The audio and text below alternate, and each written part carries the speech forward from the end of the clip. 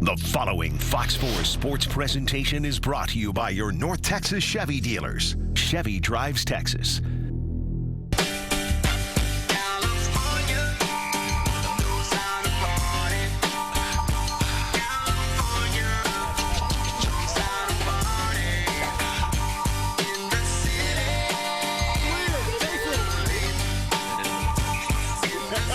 One, absolutely. Good to see you. It took us a year to get together. How you doing? How do you stay mad at Mike Doocy, okay?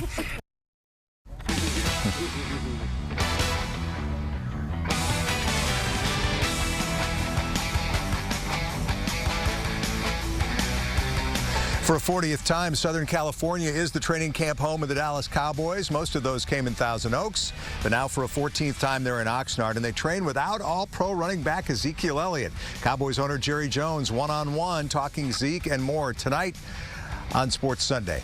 I'm Mike Doocy. Welcome back to Oxnard. A lot of Cowboys coverage from camp coming up for you tonight, including comments from Jason Witten, who is back in this camp after 1 year away, and also Sean Lee on why he left his home in Southern California, went all the way back to Texas, only to return to Southern California with his teammates. It's a pretty good story from Sean Lee coming up a little bit later here in the half hour. Of course, the headline of this early camp has been the absence of running back Ezekiel Elliott, the holdout. When will he report, if in fact he even does? Cowboys owner Jerry Jones sat down for an interview. Yes, we got it worked out this year. We sat down with Jerry. We'll get into some Zeke talk, some Garrett talk, and more with Jerry Jones, plus camp thoughts and topics and opinions with beat writer from the Star-Telegram, Clarence Hill.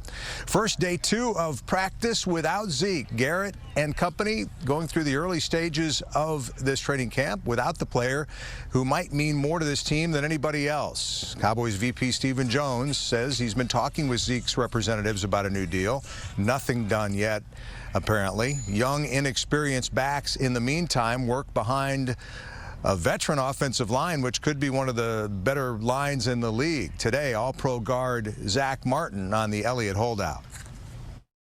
It's tough. I mean, that's the nature of this business. You know, I kind of went through a little bit last year, so I know how it goes. But the most important thing we can do is focus on what we're doing out here in California. It's an installation process, and so certainly we love Zeke. We want him back at some point. We understand the business aspect. We kind of go through an install early in camp where we're kind of installing certain things, scripts. Install probably wasn't going to change a whole lot, it's not going to change at all whether Zeke's here or not. But, certainly we love Zeke, and, hopefully he's back at some point and we can get this thing rolling. To say you'd like to see him in here sooner than later? Hey, there's always value to that. These reps are awesome. So, you understand the business aspect of this thing. Let him go through that process, and hopefully we see him sometime soon. You're like, welcome to my new job. I'm going to be here without the leading rusher in the league, too, the last 3 years. Yeah, we'll be all right. We'll be all right for now, and we'll be good. Yeah, we've talked quick communications, but that's all business. That's for him to handle. For my job right now is just to come out here and make sure this team is getting better. I'm making sure I'm getting myself better, and everybody out here. That's our main focus is being the best team that we can be with everybody that's here. We know he'll take care of himself. Elliott stays away just as Jason Witten comes back. At 37, he returns for a 16th season. The broadcasting thing didn't work out. He seems rejuvenated. Nobody seems happier to be here than does Jason Witten. While he was away last year, he watched this team bounce back from a rough start to win the division. Now he wants to be a part of something special. Of course, ultimately, he would love to experience something he never has before, a Super Bowl. My emotion was just the excitement I have to go prove it and be a part of something, and life has a crazy way of going sometimes. It's a windy road, and it's very fortunate that the organization gave me this opportunity, and I know I got a lot to prove. It's been unbelievable for me to watch him since March. Obviously kept in contact with him that year I was away from it, 9 months, 10 months that I was away from it, but from 17 at the end of that year to what I saw this offseason, it's a completely different player. I expect an incredible year for him. He is the leader of this football team.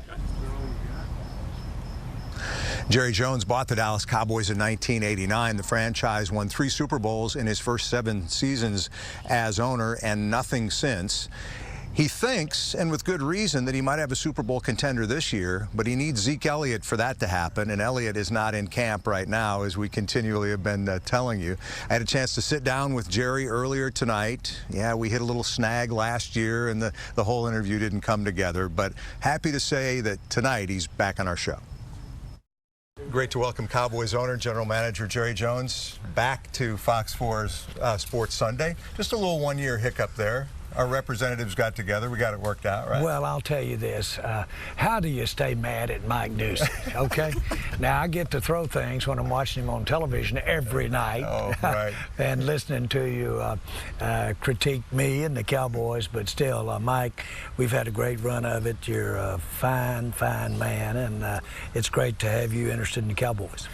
Well, that'll pretty much wrap it up with Jerry. No, you may not think I'm a fine man when I harp on the Zeke thing, but I'm going to start with it anyway. How long can you afford to be without him before you start to get really worried about it? Oh, I think that, you know, when you ask what is right, as far as the decision is concerned, it could be that we need to see Weber. It could be that we need to see Pollard.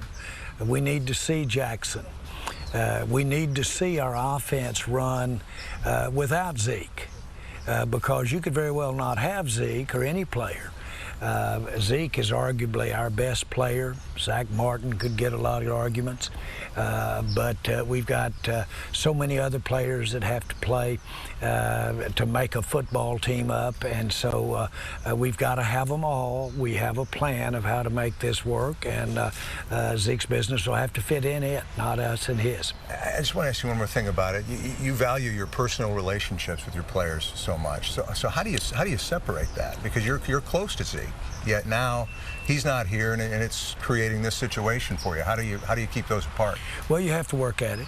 Have you gotten better at it? We had it. I thought you and I had as good a relationship as you could have, but last year we had a little hiccup. A little bit. No, seriously, I really can go on past that. I recognize that Zeke hasn't done business as much as I've done business on a personal basis, or as much as Steven, or as much as the Cowboys have done business.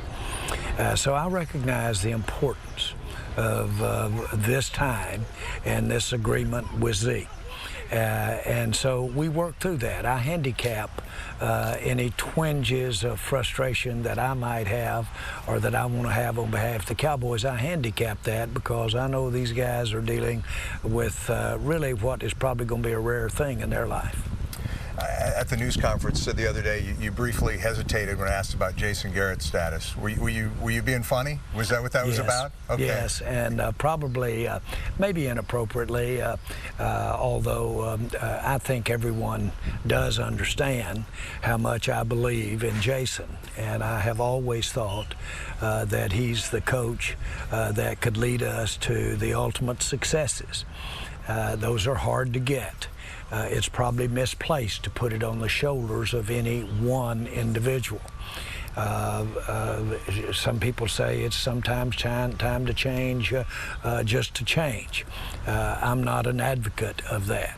I have a lot of respect for all the really great things Jason is about as far as being a head coach. But we also have to look at just what we've got ahead of us this year. And I think the way we're structured, the way that we have as far as Jason's relationship with me on a personal basis or with the Cowboys, I think we can do it this way. And I think it could enhance our chances to win. What convinces you that Dak Prescott is a quarterback worth giving the long-term deal to that he's likely to get? Well, I like the way Dak has performed when he's under pressure. He has basically done it. He did it at the collegiate level, and he's done it for us. He takes everything and does he work when he's in the classroom or at practice, he takes all of that to the next level, which is the field, or in the case of a practice, to a game.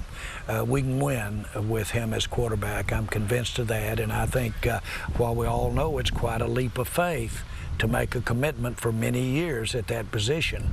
You have to do it in what we do, and I think Dak, I'm satisfied Dak's the man to make it on. Your franchise was valued as the most valuable sports franchise at $5 billion here recently. Can you stay as hungry when it pertains to winning when you're having that kind of financial success? Well, I had money before I bought the Cowboys.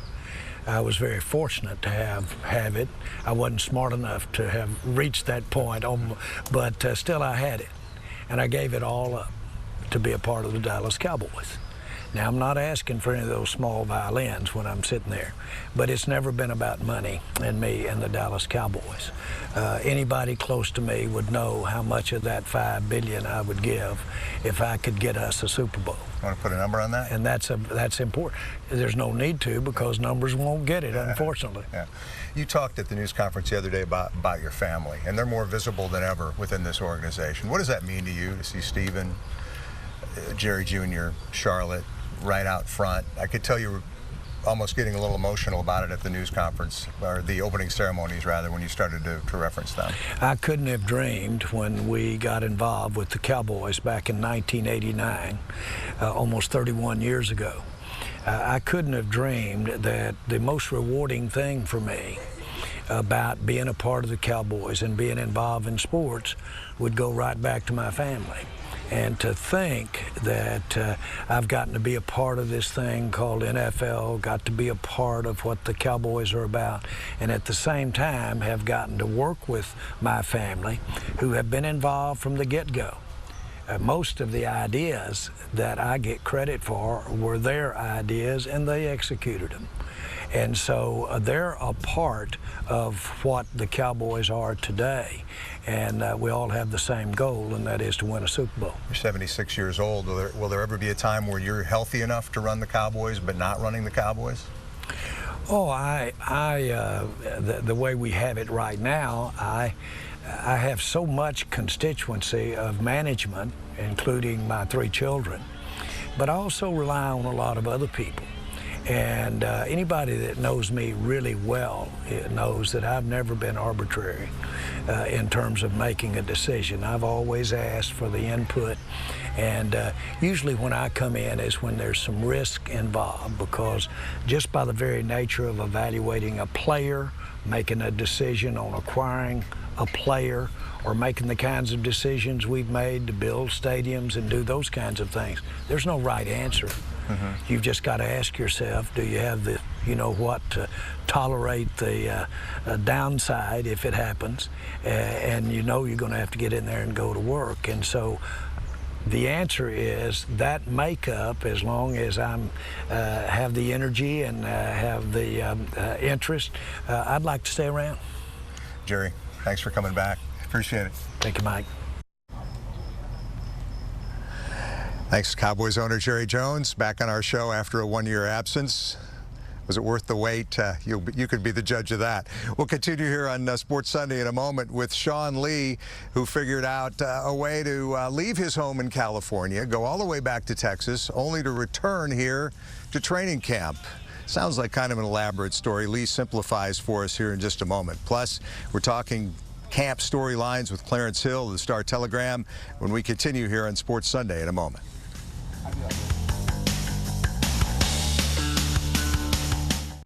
Cowboys Camp in California, here on Fox 4. You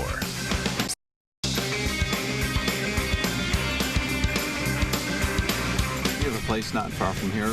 Did you fly home just to take the charter to fly back here? I did fly home to fly back out because it's special. I mean, you get on the plane and there's something special about getting together as a group, going to camp.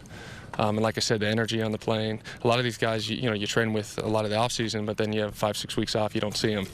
And then everybody's juiced up on the plane, trash talking a little bit and having fun.